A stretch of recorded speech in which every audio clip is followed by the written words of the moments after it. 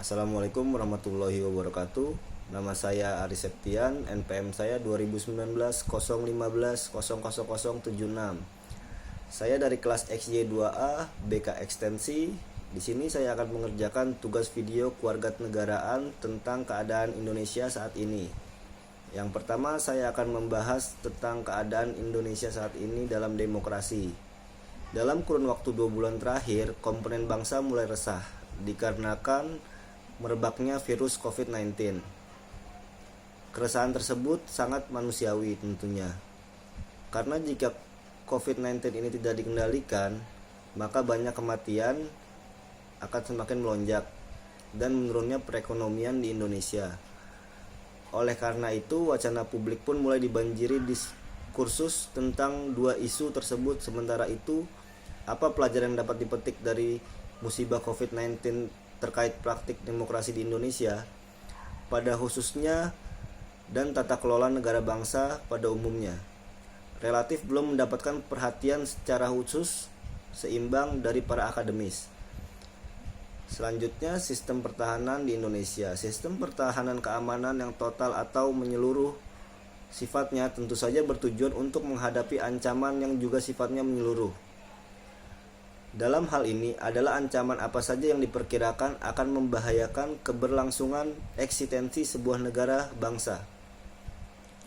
Kini semua negara tengah berhadapan dengan salah satu dari ancaman merupakan bagian yang diperkirakan ancaman menyeluruh yang akan datang, yakni ancaman berwujud COVID-19 seperti yang pertama di demokrasi Indonesia. Selanjutnya saya akan membahas tentang korupsi saat ini di negara Indonesia. Korupsi di Indonesia berkembang secara sistemik. Bagi banyak orang, korupsi bukan lagi merupakan suatu pelanggaran hukum, melainkan sekedar suatu kebiasaan. Dalam seluruh penelitian perbandingan korupsi antar negara, Indonesia menempati posisi paling rendah. Keadaan ini bisa menyebabkan pemberantasan korupsi di Indonesia semakin ditingkatkan oleh pihak yang berwenang. Perkembangan korupsi di Indonesia juga mendorong pemberantasan korupsi di Indonesia. Namun hingga kini pemberantasan korupsi di Indonesia bisa menunjukkan titik terang melihat peringkat. Sedangkan kondisi hukum di Indonesia saat ini lebih sering menuai kritik daripada pujian. Berbagai kritik diarahkan baik yang berkaitan dengan penegakan hukum, kesadaran hukum, kualitas hukum, ketidakjelasan berbagai hukum yang berkaitan dengan proses berlangsungnya hukum, dan juga lemahnya penerapan berbagai peraturan.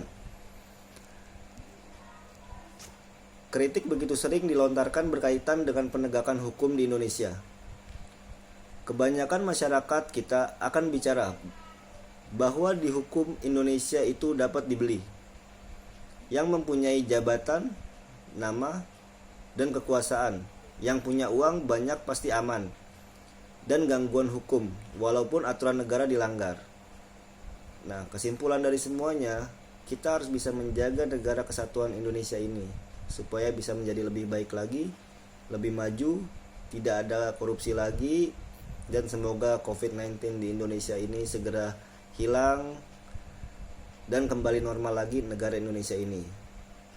Mungkin itu saja yang dapat saya presentasikan, yang saya bisa jelaskan. Mohon maaf bila ada kesalahan atau kekurangan.